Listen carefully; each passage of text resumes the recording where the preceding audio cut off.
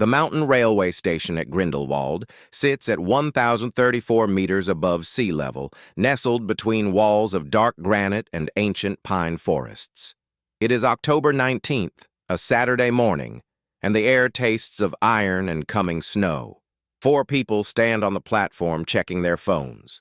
A ritual so automatic, so deeply embedded in the modern hiker's preparation, that none of them notice how the clouds above the Eiger have turned the color of wet concrete. Marcus Weber, 52, is a project manager from Zurich. He wears expensive hiking boots bought 3 weeks ago from a store in Bahnhofstrasse. He has been planning this route for 2 months. His phone displays a perfectly rendered topographic map, downloaded from a paid hiking app. The route is highlighted in blue, a gentle loop up the Schwarzwald Alp Trail. Estimated duration 4 hours, difficulty level moderate. He has shown the map to his wife Elena, also present, and to their daughter Sarah, 24, and to Sarah's boyfriend Lucas, who is a ski instructor from Interlaken, and therefore, in Marcus's mind, equipped with mountain knowledge that elevates the entire expedition beyond casual tourism. Elena, 50, is a veterinarian. She worries constantly, but her worry operates in a register so familiar to her family that it has become invisible to them. She has suggested they hire a certified guide. Marcus responded that guides are expensive, unnecessary for a marked trail, and that modern technology had made the mountains accessible to anyone with reasonable fitness and common sense. Elena brought a paper map anyway. It is folded in her backpack, unused. Sarah holds her phone at arm's length and takes a selfie with the Eiger in the background. She posts it to Instagram with the caption, "Finally here. No cell service soon, but that's what adventures are for." The photo receives 43 likes before the group even begins walking. Lucas carries a small backpack. He is lean, tanned, confident in the way that young men from the mountains often are. He has climbed the Jungfrau twice. He has descended avalanche slopes in near whiteout conditions. He believes the mountains are predictable if you know how to read them. He does not fully trust electronics, but he trusts his own judgment absolutely. They begin walking at 8:47 a.m. The trail is wide initially, marked with red and white painted stones every 50 meters. The air is cold enough that their breath becomes visible, small clouds that hang for a moment before dissolving into the larger atmosphere. The ground is hard, the grass brittle with frost. Around them, the landscape rises in tiers, rock faces streaked with seeping water that will freeze solid within hours. The sound of the mountain is constant, the wind in the trees, the distant grinding of glaciers somewhere beyond the ridgeline, the crack of branches when the breeze moves through the forest canopy. For the first hour, everything is well. Sarah takes more photographs. Marcus checks the GPS on his phone at regular intervals, comparing their position to the blue line on his map. The phone shows they are exactly where they should be. Elena walks steadily, saying little, her worry confined to the careful placement of each footstep on terrain that seems increasingly remote despite being less than 15 kilometers from the train station. By 10:30 a.m., the landscape has changed. The forest has thinned. The trail has become less distinct. The painted markers are spaced farther apart. They have reached an elevation of 1,350 meters. The temperature has dropped 11 degrees. The wind has shifted, coming now from the north, carrying with it the precise Arctic quality of air that has traveled across the glaciated peaks without encountering any landform to soften it. Lucas suggests they move faster. Marcus checks his phone again. The map still shows their position with unwavering precision, a blue dot surrounded by contour lines and elevation data. The app indicates they are on schedule, perhaps even slightly ahead of schedule. Marcus explains this to the group. He says the data confirms everything is fine. Elena asks if they should turn back. Her voice carries the particular tone of someone making a request they already know will be refused.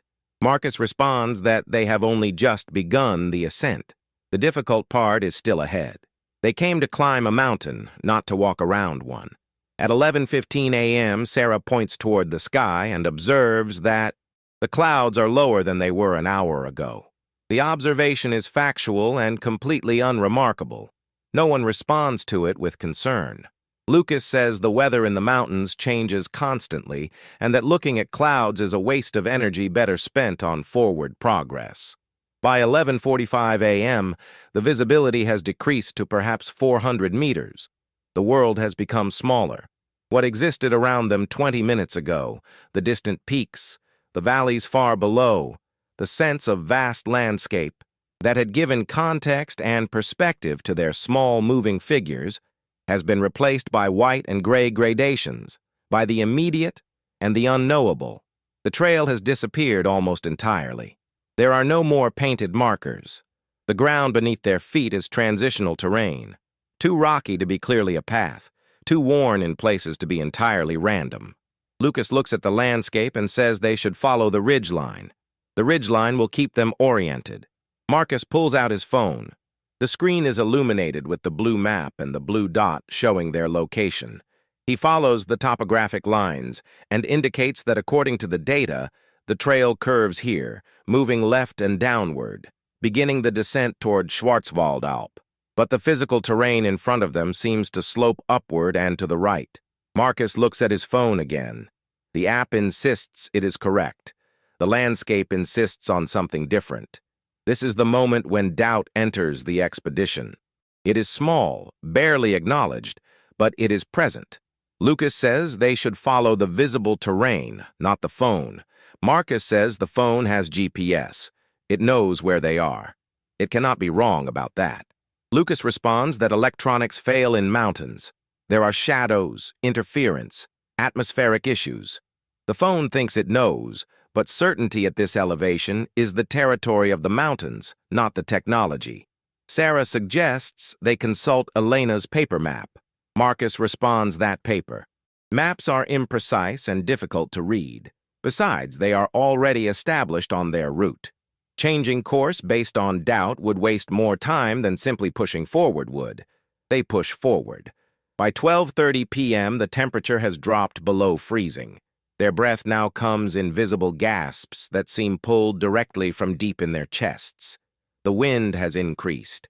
Snow has begun to fall, not thickly, but with the insistent quality of snow that will accumulate rather than melt. The slope they are on is steeper than expected. The rocks beneath the thin snow layer are loose. Each step requires concentration and caution. Progress, which had seemed steady in the first hour, has become slow and uncertain. Marcus pulls out his phone again.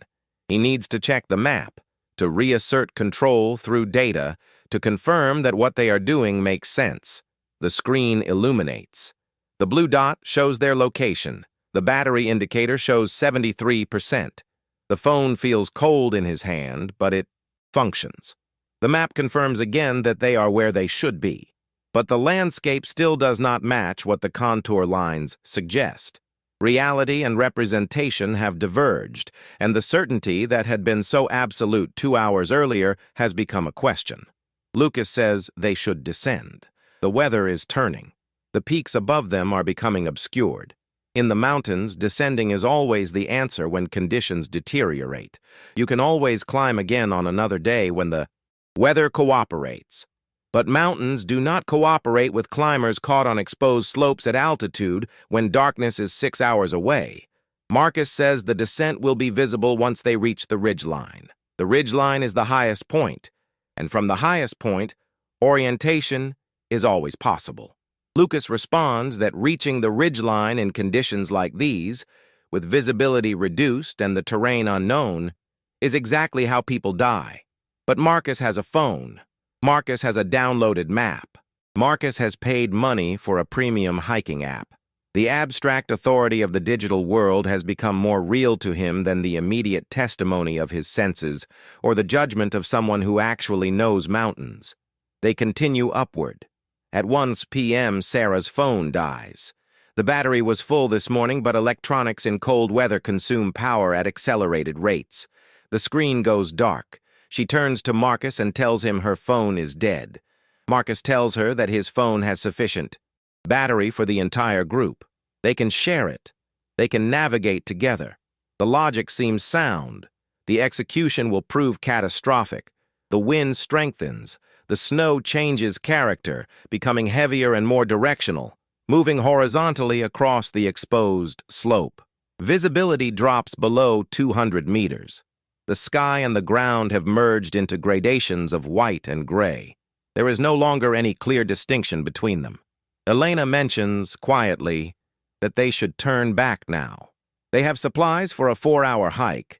They have been walking for 4 hours and 40 minutes. The margin that had existed is now consumed. Every additional step takes them farther from the valley floor and from safety. Marcus checks his phone.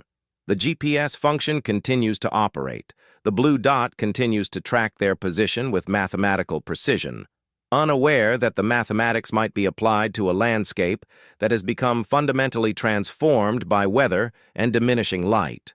The phone shows they are still on the intended route. Marcus tells the group they are fine. They are exactly where they should be. They should continue to the summit of this rise, and from there they will orient themselves. But the summit has ceased to be visible. The slope continues, white and indistinct, ascending into cloud and snow. There is no point that could be identified as a summit. There is only the continuation of difficulty and cold, and the reduction of vision that has been occurring incrementally but relentlessly since 11:45 a.m. Lucas is now openly angry. He tells Marcus that the phone is lost, that GPS fails at high altitude in mountains, that they have been walking for nearly 5 hours and ascending when they should be descending. He says they need to use reason and instinct now because technology has become useless. He says they need to go down now, immediately, while they can still find a way that will not kill them. Marcus responds that Lucas is panicking. He says that panic kills more people than cold. He says the phone is functioning, the data is clear, and they will reach the summit. They will establish their position from the highest point, and then they will descend safely, following the mapped route, toward the safety of the valley below. They continue upward. At 1:45 p.m., Elena removes the paper map from her backpack. She unfolds it with cold, stiffened fingers. The map is old, printed on weathered paper, marked with contour lines that are less precise and less colorful than Marcus's digital version. But the map shows something that Marcus's phone does not show. The map shows the actual terrain around them, marked with place names and elevation contours that match what they can feel underfoot and infer from the slope angles despite the poor visibility. Elena traces their likely position on the paper map, working backward from where they started and estimating their pace and direction. She places her finger on a location and says, "They are not on the Schwarzwald Alp route. They are on the wrong slope. They have been climbing the wrong mountain.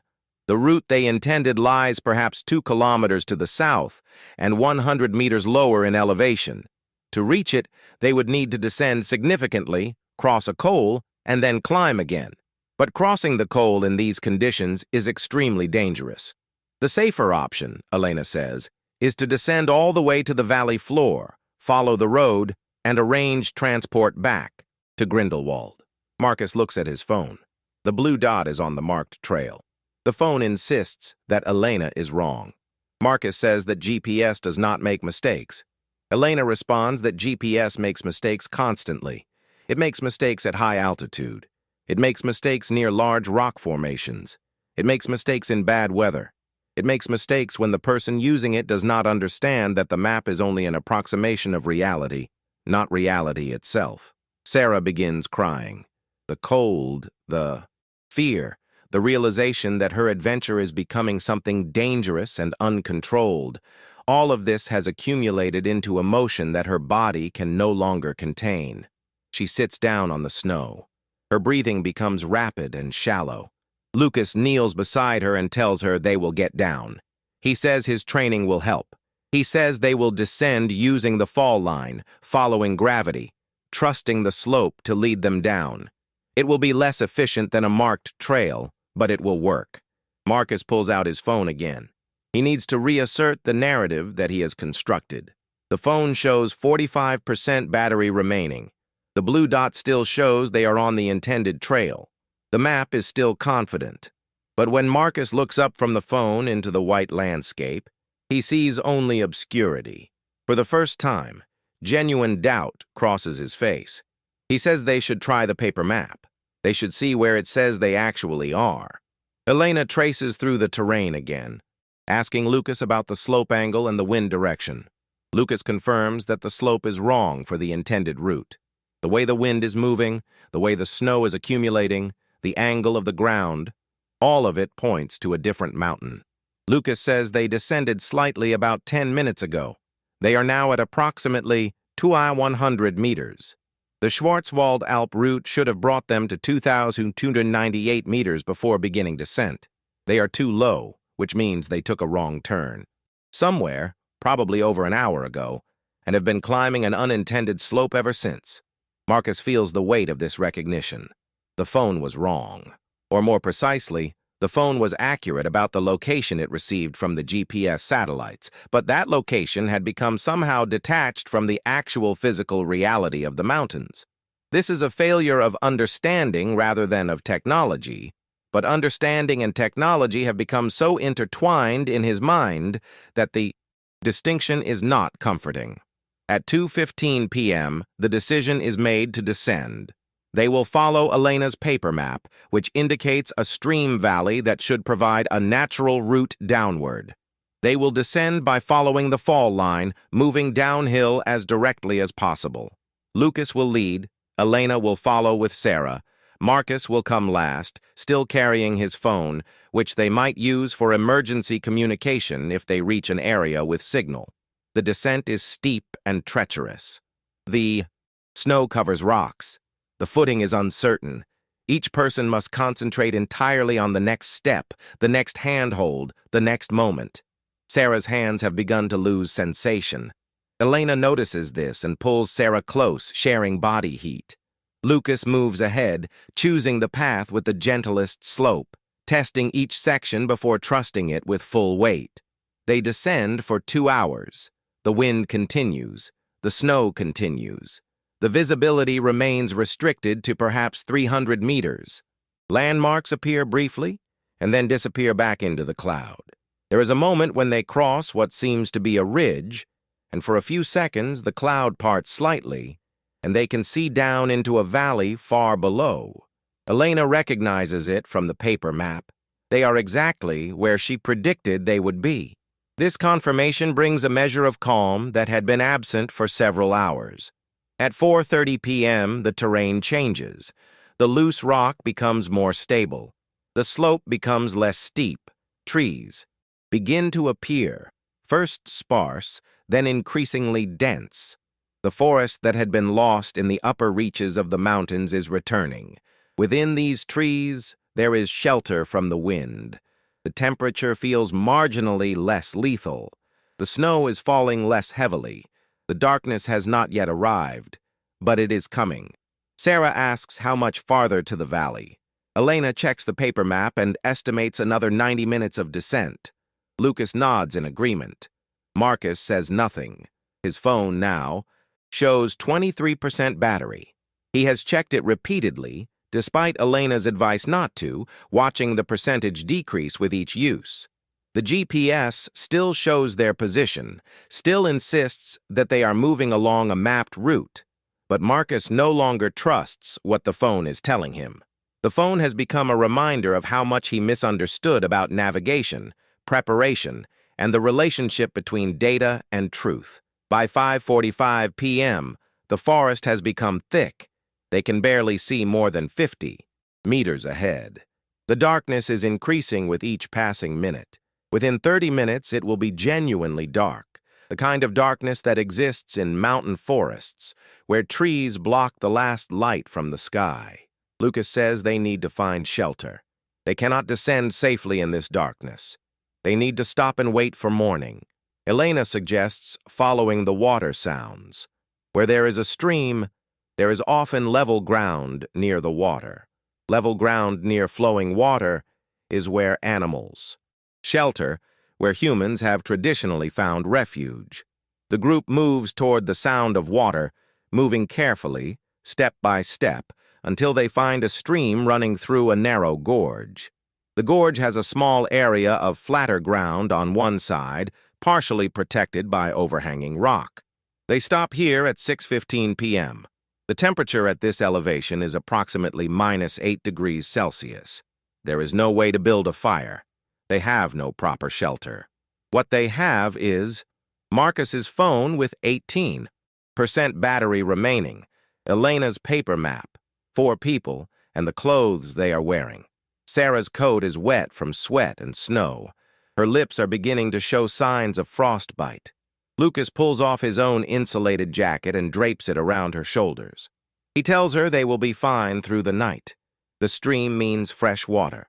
The rock provides some shelter. They are alive, and that is enough. Marcus attempts to use his phone to call for help. There is no signal. He tries repeatedly, moving to different locations, holding the phone upward, rotating it. All of the unconscious rituals that people perform with phones, as if the phone is an extension of their will rather than a device limited by physics. There is no signal. The battery drops to 12%. Elena spreads out the paper map and traces what they have done. She shows the group where they started, where they took the wrong turn, where they are now, and where the valley floor is. She estimates they are roughly 800 meters above the valley, and that tomorrow morning, with 4 to 5 hours of careful descent, they should reach the road. Once on the road, they can flag down a vehicle or continue walking toward Grindelwald. Lucas says the descent tomorrow will be difficult and will take time. He instructs everyone on the signs of severe hypothermia, violent shivering, inability to speak clearly, confusion, loss of coordination. He tells them to keep moving tomorrow, to rest in the sun but not in the shade, to avoid sleeping during the descent. He tells them that survival in mountains depends on not giving up and on not trusting your judgment when your body has become too cold. Through the night, the temperature drops further. The wind decreases, but the cold intensifies. The group huddles together, backs against the rock, trying to share what little body heat they possess. Sarah alternates between Sarah and Lucas, her body shaking uncontrollably. Marcus sits on the edge of the group, periodically checking his phone, even though he knows there is no signal, unable to release the habit of depending on the device for answers. Elena does not sleep. She watches over Sarah and periodically asks everyone simple questions to confirm they are still cognitively intact. She asks each person what day it is. She asks them their names. She asks them to describe what they had eaten for breakfast. The responses become progressively slower and less detailed as the night advances, but they remain coherent, which Elena understands to be the critical measure of survival. At 3 a.m., Marcus's phone battery dies. The screen goes dark. He presses the power button repeatedly, but there is no response. The device has achieved the end point of its utility. It is now simply a piece of plastic and metal, weighing 185 grams, providing no information, no navigation, no access to the world beyond the mountains. Marcus looks at the dead phone in his hand and feels something shift in his understanding. The authority that technology had possessed in his mind has been abruptly terminated. The phone cannot help. The phone cannot even tell him what time it is anymore. The phone is irrelevant. What matters is the paper map. What matters is Lucas's knowledge. What matters is Elena's calm judgment. What matters is their collective will to move downward when morning arrives. What matters is the ability to walk, to stay warm, to move toward lower elevation and thinner air where rescue becomes possible. At 6:30 a.m., the first light of dawn arrives as a gray dimming of the black rather than as illumination. The temperature is -14 degrees. All 4 members of the group are still alive, still conscious. Lucas begins explaining the descent plan. They will move slowly. They will rest only when absolutely necessary. They will follow the stream downward. The stream always leads to lower elevation. The stream will guide them even if the visibility decreases again. The descent takes 6 hours. It is cold and difficult. Sarah's feet have lost significant sensation. Marcus helps her, supporting her when the slope becomes too steep. Elena navigates using the paper map and her memory of the terrain. Lucas leads, choosing the safest route, testing each section. At 12:30 p.m., they reach the road. A truck driver from Interlaken, transporting dairy products to Grindelwald, sees 4 people emerging from the forest. They are moving slowly. One young woman is being supported by 2 others.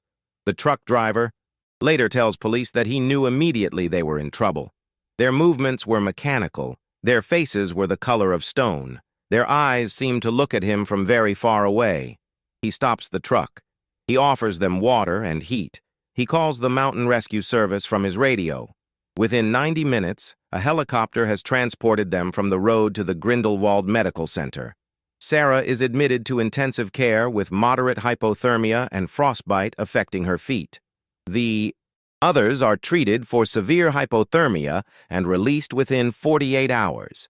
3 days later, investigators from the Swiss Mountain Rescue Authority review the GPS data from Marcus's phone. They find that the GPS had indeed been providing accurate position information. The error had not been in the technology, but in its interpretation. Marcus's downloaded map had been oriented incorrectly in his mind. He had confused a stream valley that paralleled the intended route for the intended route itself. The blue dot had been accurate. The blue line on the map had been accurate. But Marcus had not understood how to read the map in 3 dimensions, how to interpret contour lines as expressions of steep terrain rather than gentle slope.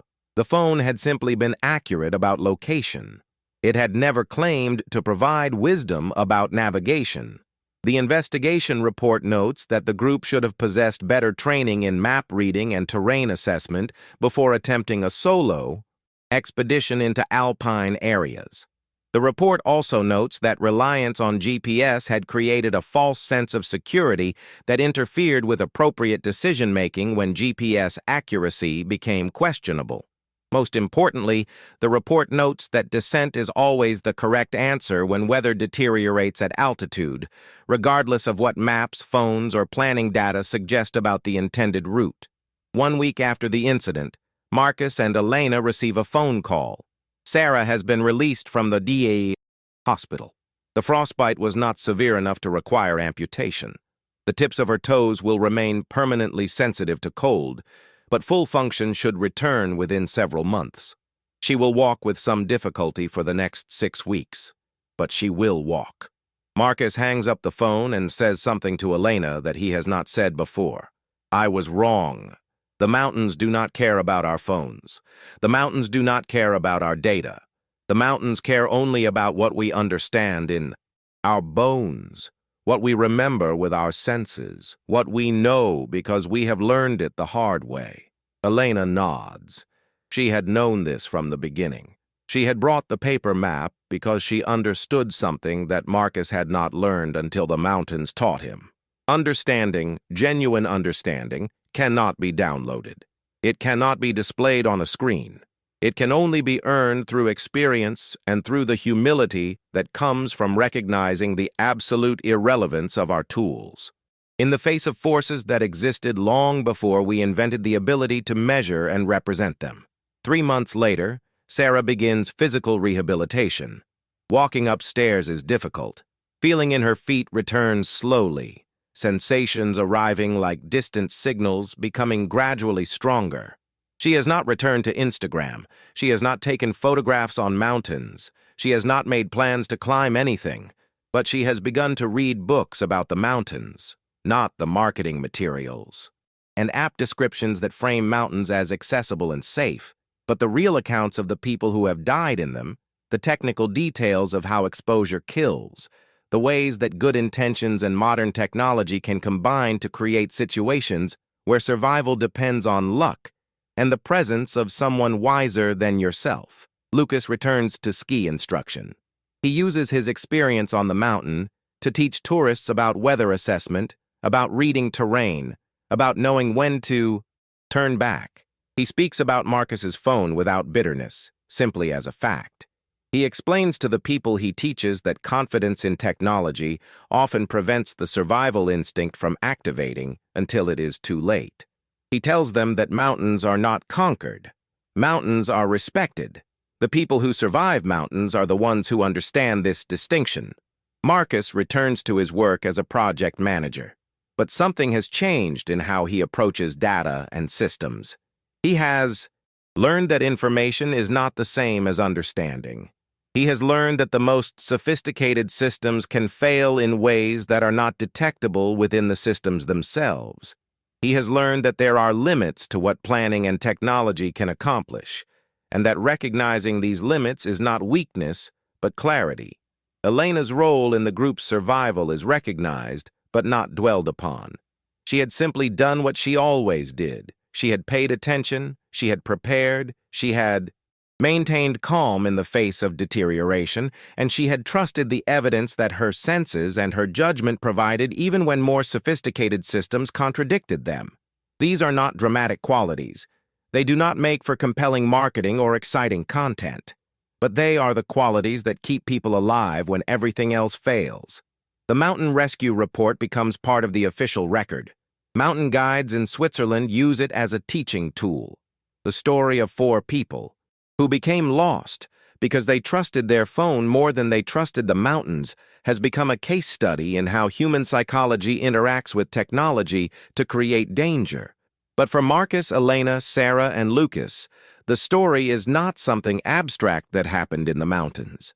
The story is something that happened to them, something that changed how they understand the world, and something that remains present in their awareness every time they look at a screen that claims to know where they are or what they should do next. 2 years later, Marcus and Elena return to the mountains. They do not go to the Schwarzwald Alp route. They hire a certified guide. They carry paper maps. They have trained in map reading and terrain assessment. They move slowly and deliberately, and they do not, under any circumstances, rely on their phones for navigation. The mountains have not changed. They still kill people every year. They still surprise climbers who think they understand them better than they do. But Marcus and Elena have changed. They understand now that survival in the mountains depends not on eliminating risk through technology, but on acknowledging risk and responding to it with humility, preparation, and respect. This is the lesson that the mountains always teach, eventually. For some people, the lesson comes too late. For Marcus and Elena, it came at a cost. A night in the cold, permanent changes to Sarah's sensitivity to temperature. The shaking in Lucas's hands when he thinks about how close they came to a different ending. But it came, and they learned it, and they will carry it for the rest of their lives. The mountains are still there. The Eiger still rises above the valley. The Schwarzwald Alp route is still marked with red and white stones. The streams still flow downward toward the valley, and somewhere, right now, other hikers with other phones are climbing into the clouds, confident that their technology will keep them safe. The mountains, as always, are waiting to teach them otherwise.